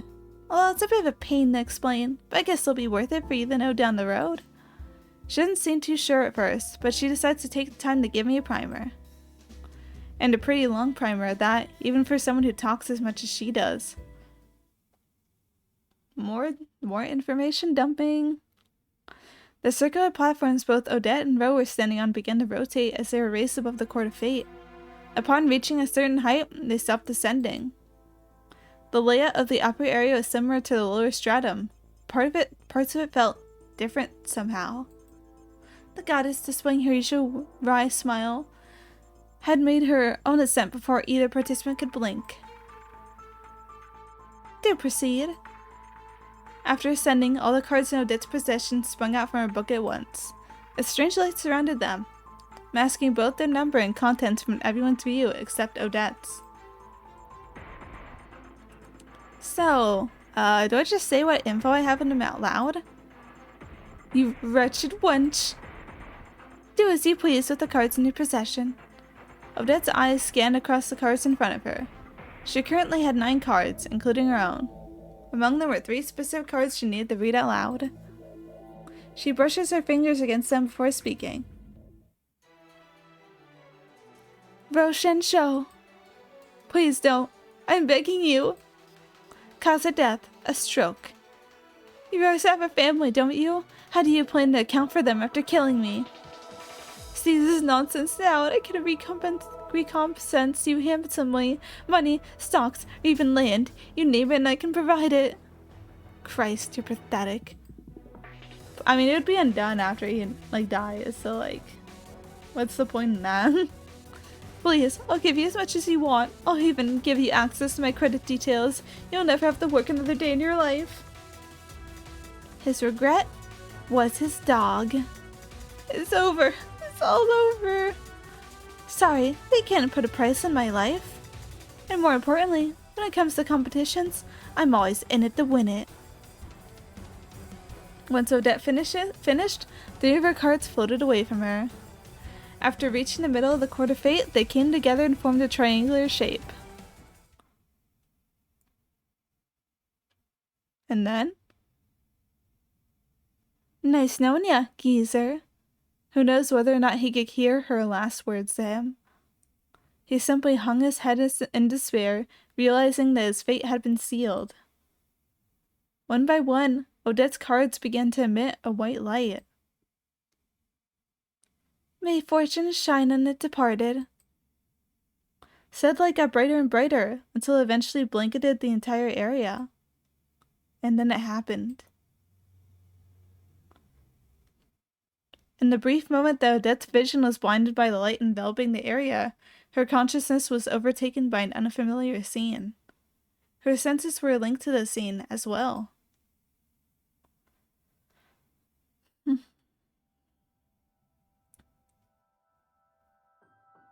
She witnessed a number of old, chubby men. All were wearing expensive suits and sitting in an oddly bright room. Their faces were all twisted into expressions of boredom. The artificial lighting in the room was almost blinding when it reflected off the documents they had brought along. It was apparent that they were holding some sort of meeting. She could tell it was one of great importance, judging by the tone of their voices.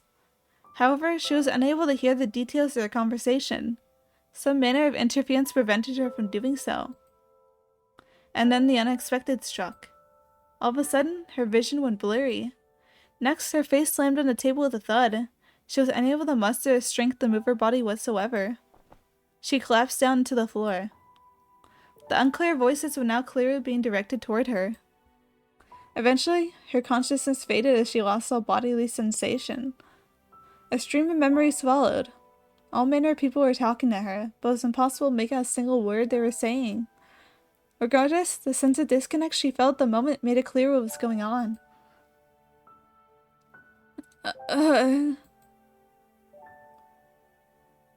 These were Ro's memories. Memories of the moment he died, engraved upon his very soul. As he drew his last breath, Ro's thoughts were of his dog that died when he was young.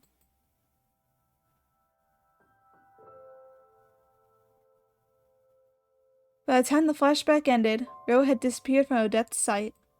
The cards she used to elect him did the same, and the room returned to its usual gloomy atmosphere.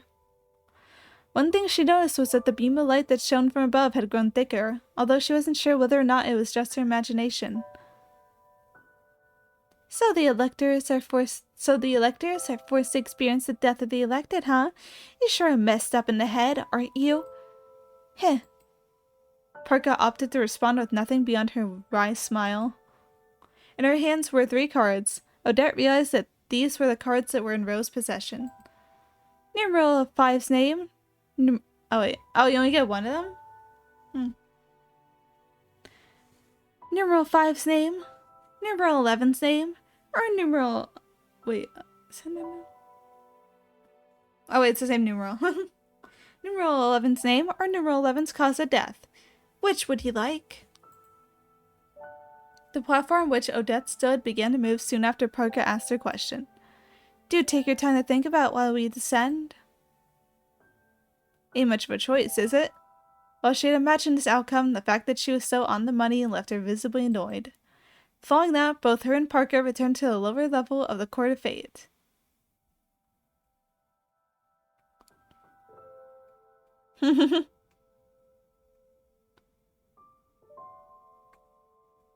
Okay, I see. Following that, both her and Parka returned to the lower level of the Court of Fate. So I did have info on her?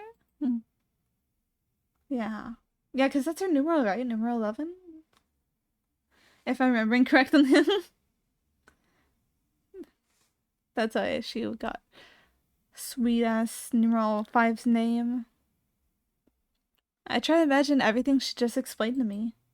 Basically, you're forced to experience the same death as those you eliminate. Man, that's freaky.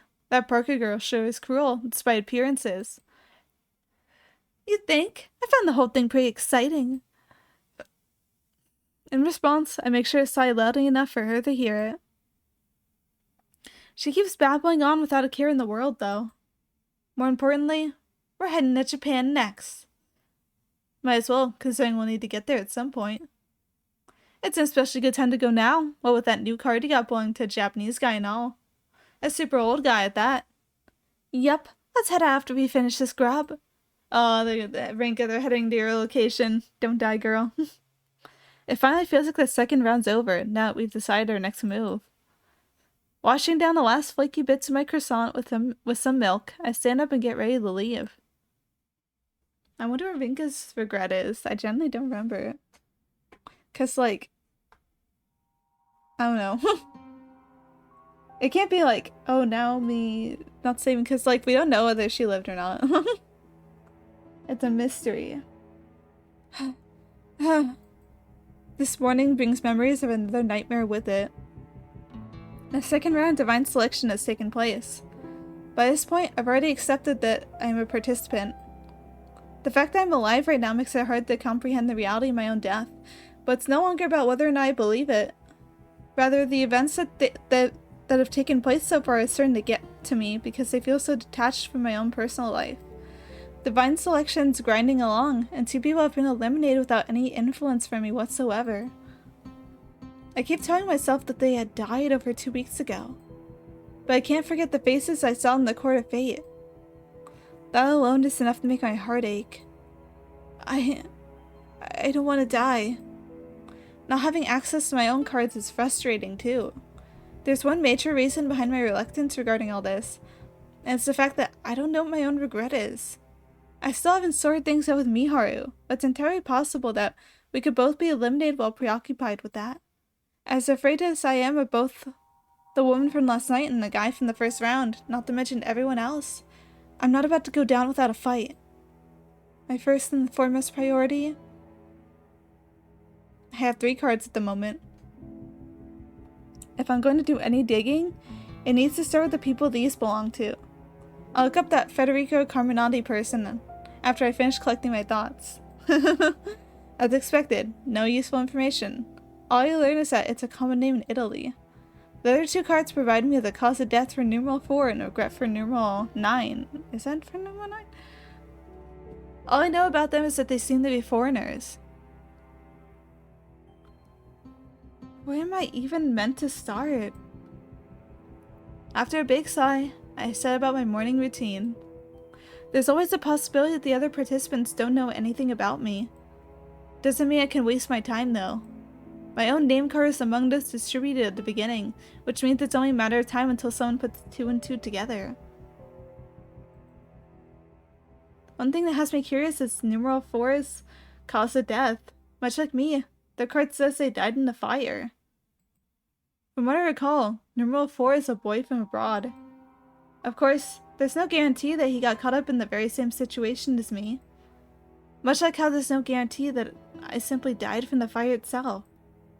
In fact, I still don't recall how one broke out in the train in the first place. It was a bomb! But she doesn't remember that, probably, because her memories are fuzzy. There are plenty of possibilities, from a simple accident to an intentional terrorist attack. But there's no way for me to find out when the act has been undone.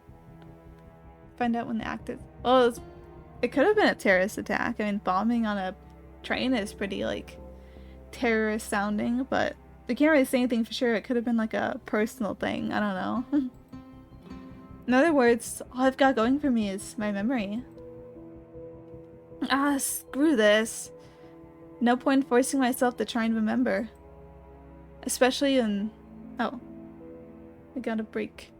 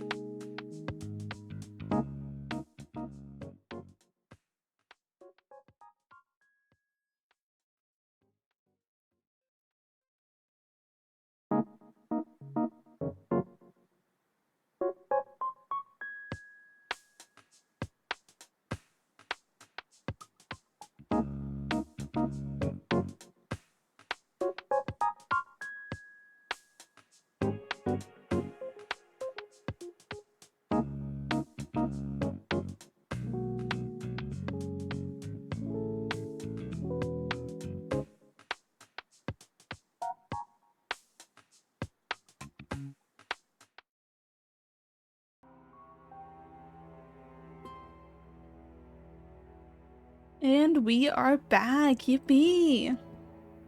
It stopped right on this line. Ooh, things are heating up though. I didn't expect Rinka to like join the rings this soon. But again, I think it would have gotten a bit frustrating if she hadn't joined the ring. Yeah. Because it would be a, come on girl, you could die, don't do this, you gotta lock in, you gotta save your life, you gotta keep Miharu alive too. I wonder why Miharu is like, I will die for you. She probably has like an insane ass gay crush on on Rinka. It's like, I will do anything for you. Which, you know what? Same girl, same. If I had an insane ass gay crush on somebody, I would also be like, I will die for you. Especially when there's a near zero chance of a hint magically appearing to help me out. Oh, you never know, you never know. I make my way downstairs, have some bread, and then head to school. Running to school with breakfast in my mouth. I appreciate, like, I know this is a relatively indie project. You can tell because, like, they definitely modeled this in Blender or something. Not that I'm criticizing. I would do the exact same thing. If I knew how to make this backgrounds, I would totally just... I know a lot of people actually do just model them in Blender. Maybe even throw in a filter or something, and then boom, background. Unless you have like a very particular aesthetic and like the artists and manpower to make it happen, honestly, it's probably... That's still like pretty good. I mean, visual novels all about the writing, you know? In my opinion. I mean, Higurashi and stuff got popular. It doesn't have like fan. The original art was not exactly like knock out of the park masterpiece. It's iconic now. It's a very iconic style, but it is a very amateur style. And I say that as someone who also has a very, very amateur style. It makes me feel better to know that I still have a chance. Phew! Lunchtime at last. Did you bring your own? Mao and Miharu stroll over to my seat when the bell chimes for lunch. She doesn't know. That's so awkward. Mao is the only one who doesn't know. And she's just chilling like nothing's wrong. I had planned on going to the cafeteria on my own, but Mao catches me just in time. We probably would have eaten separately if she hadn't, considering my mind is a little preoccupied. So much for trying to go about life as usual. Yeah, I was just about to head over to the cafe. Actually, I overslept a bit this morning, so I didn't have time to make my own lunch. Oh, overslept, huh? Obviously, I won't ask if that was thanks to being in the dream world. Sure is right for you to oversleep. Either way, full speed ahead to the cafeteria. Ah, damn. I realized something. I forgot to take the ground beef out. So it defrosted mostly yesterday, but there was still some frost on the bottom. So hopefully it's not too bad, because I need to cook that before I go to work later. Oh well, oh well. The university on campus has its own cafeteria, which is open for use as well. No schoolers are not allowed to use it, but once you hit high school, it's fair game. Since it's a little awkward hanging around all the university students, most of us tend to buy our food and then go eat it somewhere else. That goes double for us, considering how much we stand out. That being the case, we make our way to the rooftop after getting our food. Ooh, we got it all to ourselves today. The rooftop is usually crowded with students on days like this, but fortunately, that doesn't seem to be the case today. What'd you two get? A ham sandwich. It's simple, but it does the job. Not to mention nice and cheap. Sure it's gonna be enough? I could ask you the same. Yakisoba bread and anpan isn't much more filling than what I have. Hey now, I got some coffee milk as well. So in terms of calories, I'm miles ahead of you. She jams the straw into the carton with a triumphant grin. It's a 16-ounce carton too. I'd probably struggle to finish it before lunchtime ends. Why is calorie counting a competition now? To see who gains weight the fastest. Please find something better to compete in. It wouldn't hurt you to put on a little more weight. I'd appreciate you not saying such things while oogling my chest. Oh my goodness. Gay ass. She has to join in the homosexuality. She's like, not enough gay shit for me. Let me just stare at my friend's breasts for a little bit real quick. Yowza. Much as I am aware my depressing reality. I'd rather not have her remind me of it. Especially with Miharu sitting right beside me. What did you get again, Rinka? A tonkatsu sandwich. Oh, that sounds good. Well, guess we got our winner. You're in the prowl for calories too, huh? I'm certainly not competing over it. Mao asks for a bite as I unwrap the packaging. Trust her to do so before I can get a bite in myself. I float the sandwich close to her mouth, which prompts her to chomp down on it. Aw, I didn't get any of the tonkatsu from that bite. You really do take small bites, don't you? What's wrong, Miharu? She's staring at Mao with a blank expression. Well, maybe she wants a bite as well? Want to trade for your ham sandwich? I'll give you the part Mao didn't take a bite out of. No, it's fine. I don't particularly like fried food in the first place. Please accept my humblest apologies. Mao presents her yakisoba bread as an offering to Miharu after apologizing. Unsurprisingly, Miharu turns her down, which elicits a laugh from her. Bro, my sister brought me back yakisoba bread once because she went to an unspecified location where they sell yakisoba bread. And she bought some and took it back for me, and it was really good. I liked it. It's basically just like, you know, stir-fried noodles in a bun. But they taste so good. I love stir-fried noodles. So, like, it's good for me. Even though, like, yeah, it's like literally noodles and bread, and that's like calories galore, but it's good. Calories are good. Calories and carbs. And honestly, what a silly conversation. At the same time, it serves to remind me that moments like this are a regular part of my daily life. Rinka? What's up? Oh, sorry. Guess I spaced out for a second there. That said, I go back to eating my lunch. We keep chatting away like usual on the rooftop until just before lunchtime ends. After the final period of the day, I hear someone call out to me as I'm tidying up my desk. Rinka? Oh, hey Naomi. Turns out to be Naomi. The cultural festival isn't far off at this point, so it's about time she starts teaching her classmates how to brew coffee themselves. That's why we've made a deal to have her come over to the wine house as much as possible this week.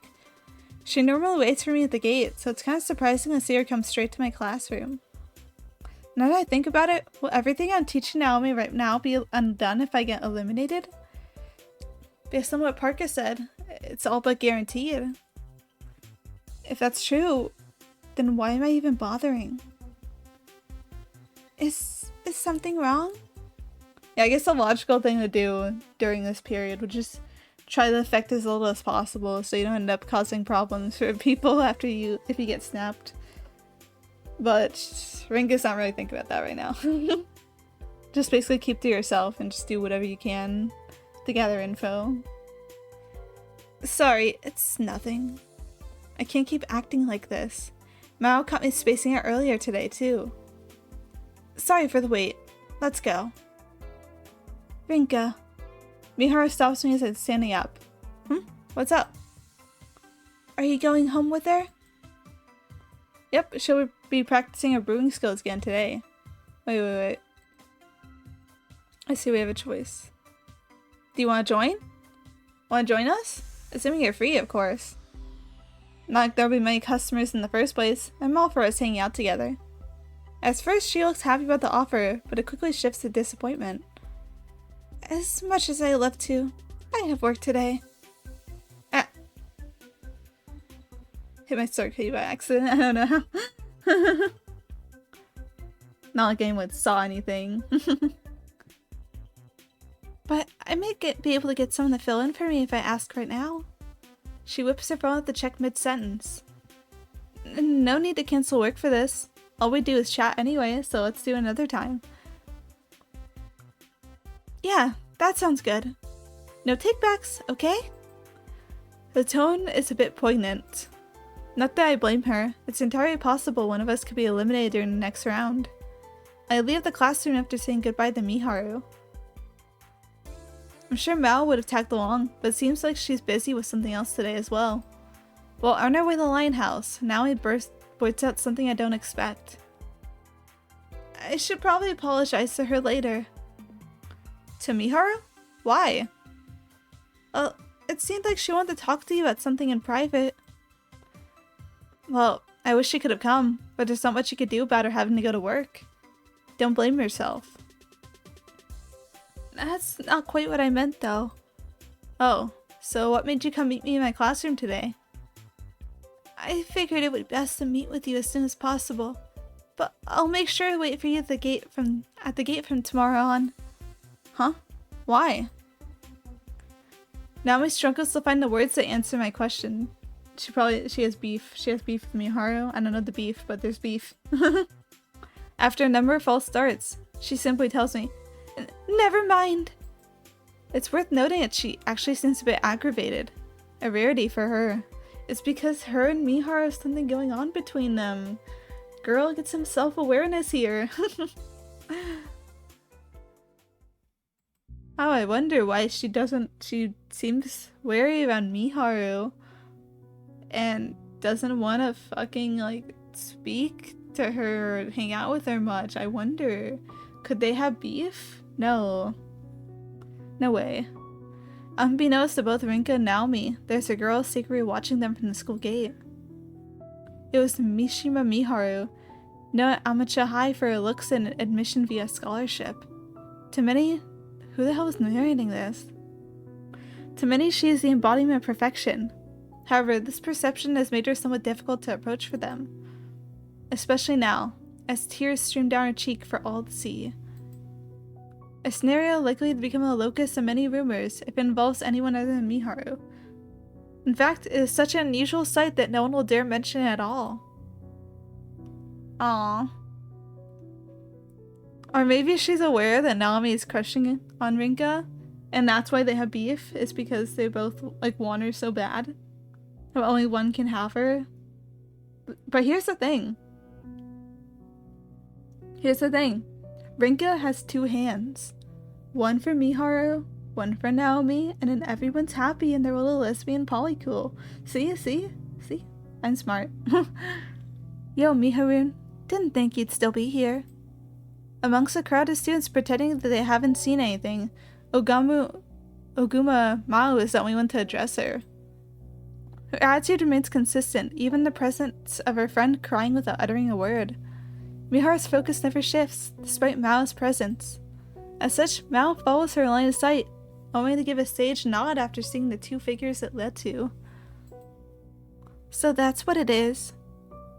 Hey, Mao? If I were to die, I'd want it to be from having earned Rinka's love. Aww. So she does love her. I was wondering if they're gonna just keep like beating around the bush, if they're gonna just say it straight out. But yeah, we're in it. We're in it. She loves her, bro. Oh, but it's doomed. It's doomed. Oh, this shit sucks. Let me out of here. Her voice quivers as she says this to Mao. Her words lack even the slightest hint of exaggeration. Mao is well aware that she has simply let her true feelings slip out. Miharu's words fail to faze her. She responds as she always does. Oh, guess you can't die just yet. She opts not to wait for Miharu's reply and walks off. Not because she doesn't care. She understands that Miharu sees no merit in sitting down to hash things out, or go and sing karaoke to shout those inner feelings out loud. Instead, she leaves Miharu to digest those simple words. Miharu doesn't think of Mao as being cold for doing so, either.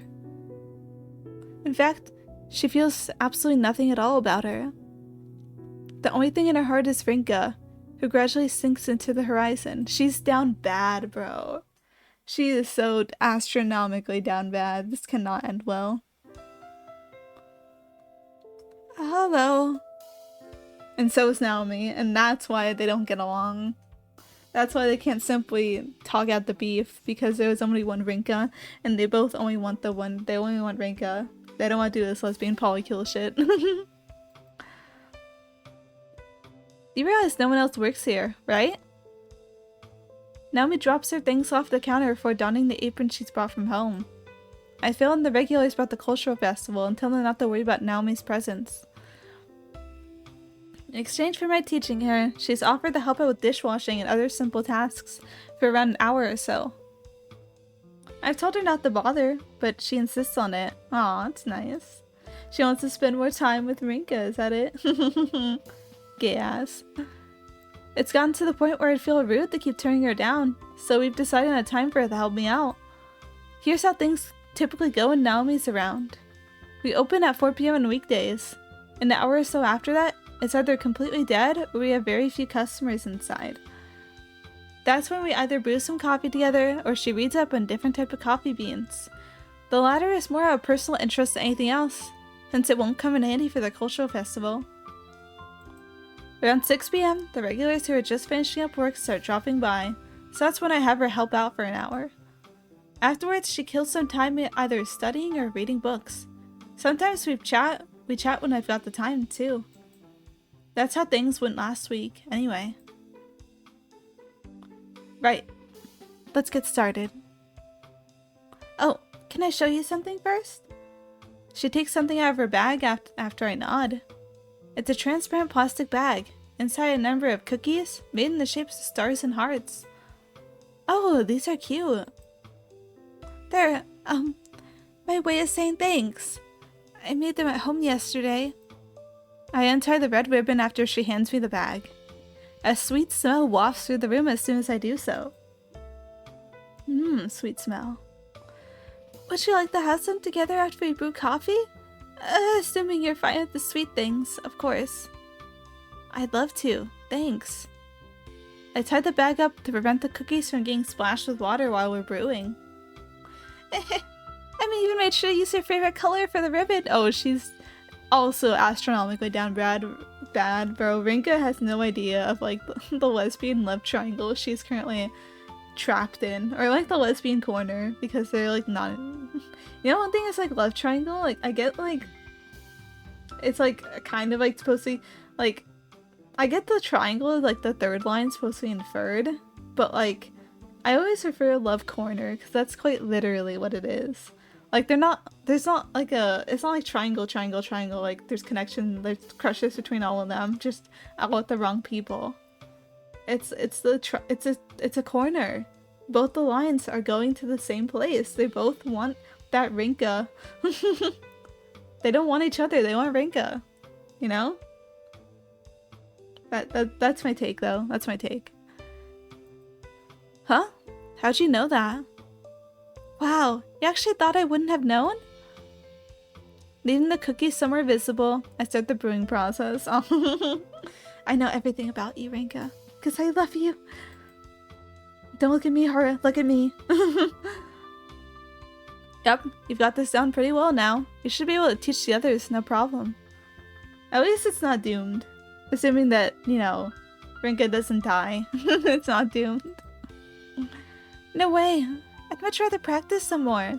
This may be a method for beginners, but we know how clumsy it can be. She can act as humble as she wants, but it's a fact that she's improving. I'm rather impressed by how well she manages it when she's properly focused. She just wants to spend more time with you, Rinka. I wouldn't be surprised if she shot right ahead of me, if it were my grand teaching her.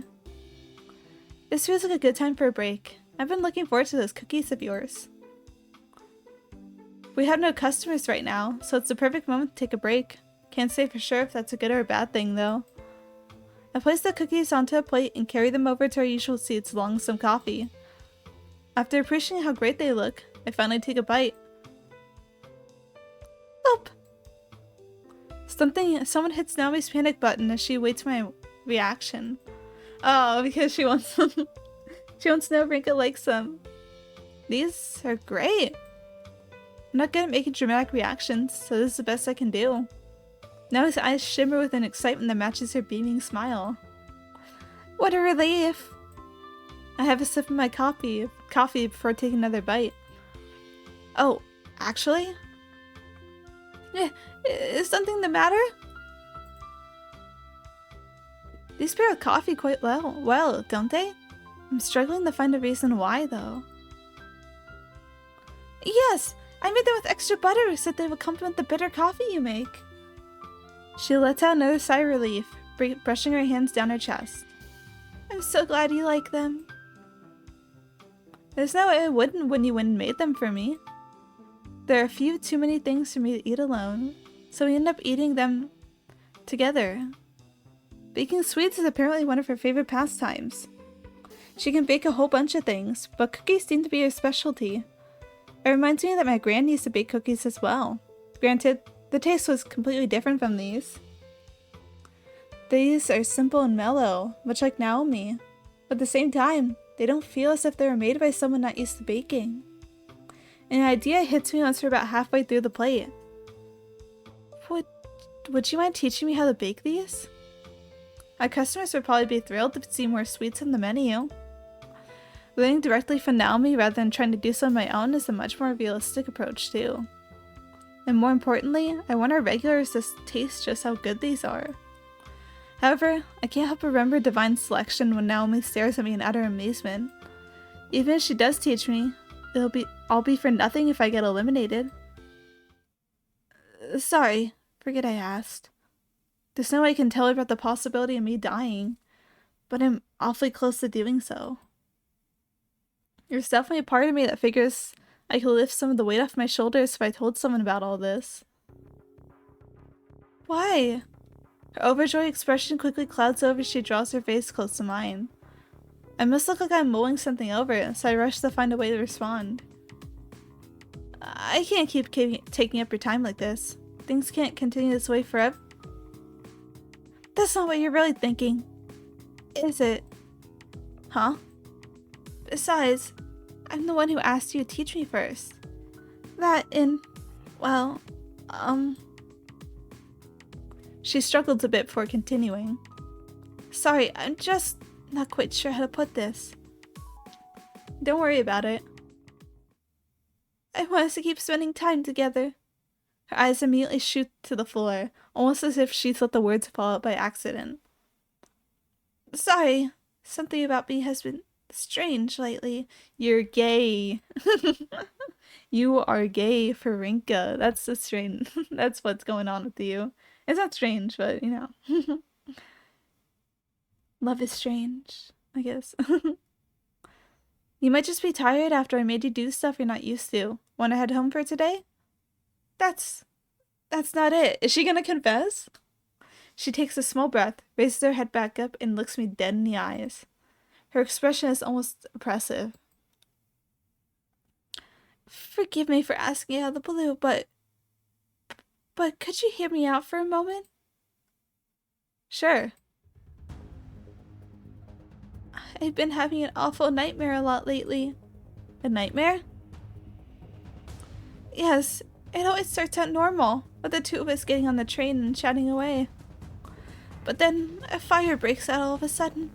The flames spread throughout the entire train and the heat alone makes it painful to breathe.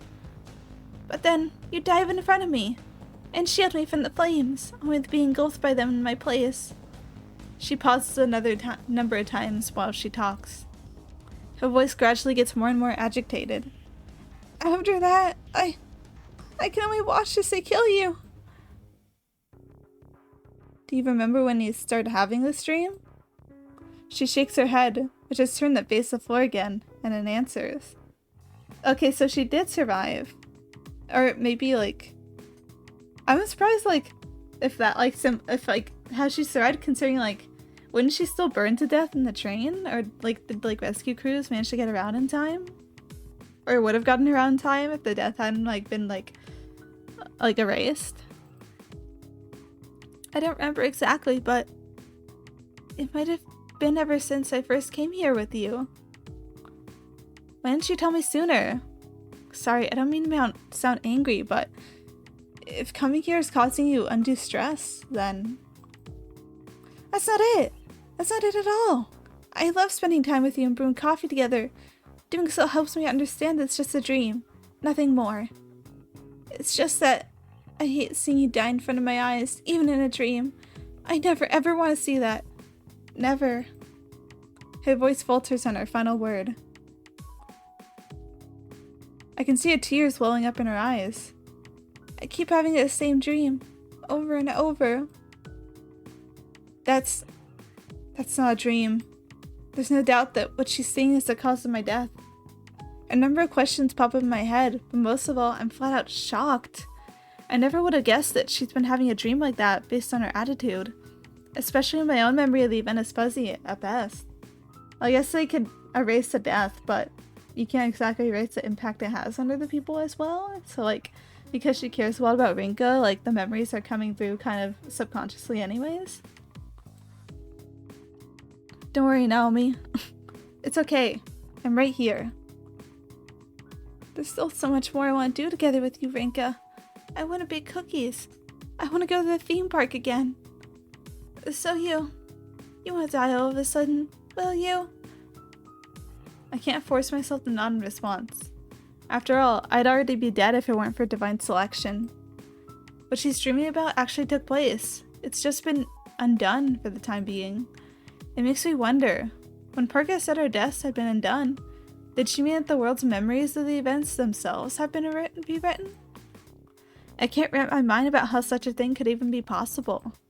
However, the fact of the matter is that Naomi's memory of my death is so deeply ingrained in her, being that she's been reliving it over and over in her dreams. Please, answer me. Sorry. No. I didn't want you to apologize, but, well, I do want an answer to my question. So long as you do that, I'm sure I'll be fine, even if I have the same dream again. Sorry, but I desperately hold myself back from saying something I'll regret. I'm far worse at lying than I thought, judging by how we keep apologizing and evade the question. Her head is cast downward, but her eyes are glancing up at me. The tears in her eyes are a lot more obvious than before. And it's my fault she's crying.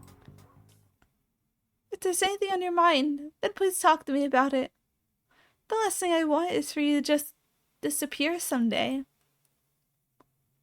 She says this with a resolute voice, despite her eyes being filled with tears. It just makes my heart ache all the more, though. She's likely to be haunted by that dream for a long time, assuming I keep the truth from her. And yet, telling her won't change the fact that I'm a participant. What's worse, I may even get her caught up in something dangerous if she decides she wants to try and help out.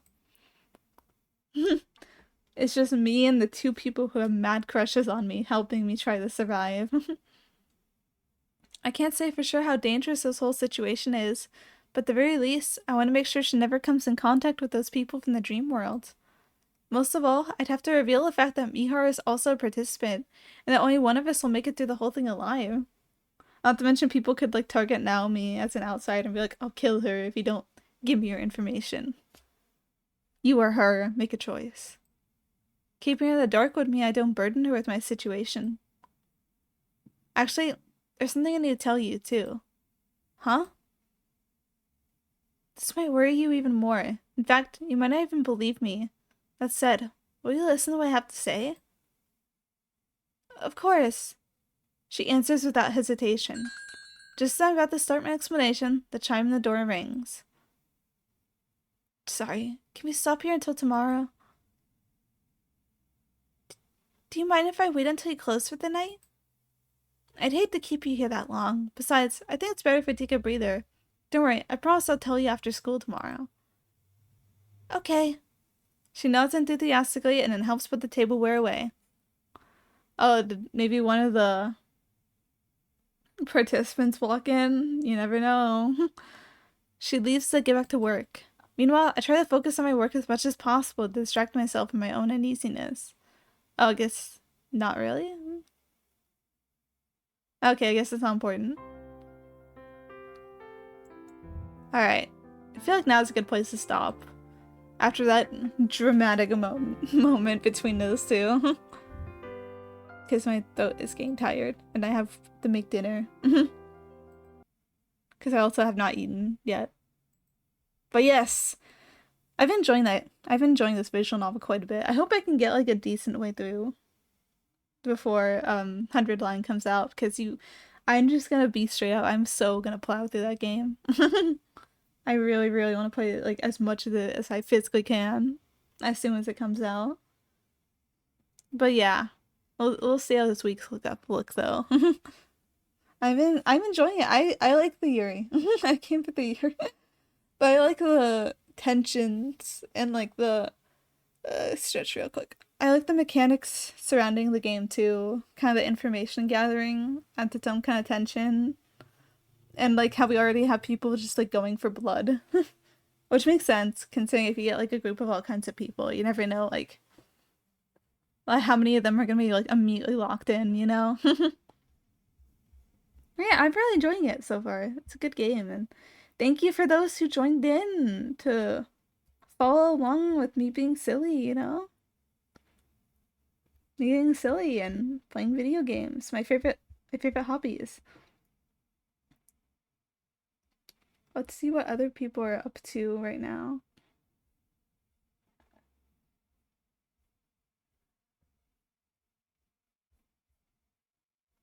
Hmm.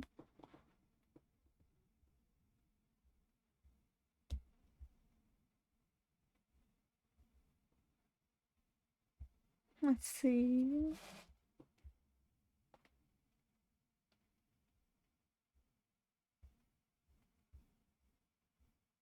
Hmm.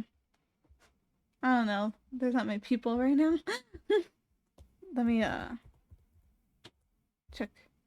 Ba, ba, ba. Ba, ba, ba, ba, ba. Do my little poking around investigatorings.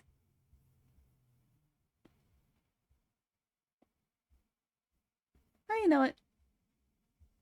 One second. There we go. You know what? Let's go see Gotcha Game. It's anime, it works.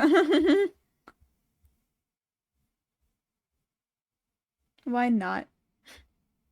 Let's go. Oh, this person has a cool design and they're also Latina. High five. I say as I barely talk about it. Other than me trying to argue that Mexican food is actually incredibly goated because it's true. Alright. Let's see if they're open to raid. There we go. Yay. Alright. Goodbye. Everybody have a wonderful day. I will be being silly later on the social medias. But yeah. Goodbye. Bye bye bye bye. Bye. Bye bye. Bye.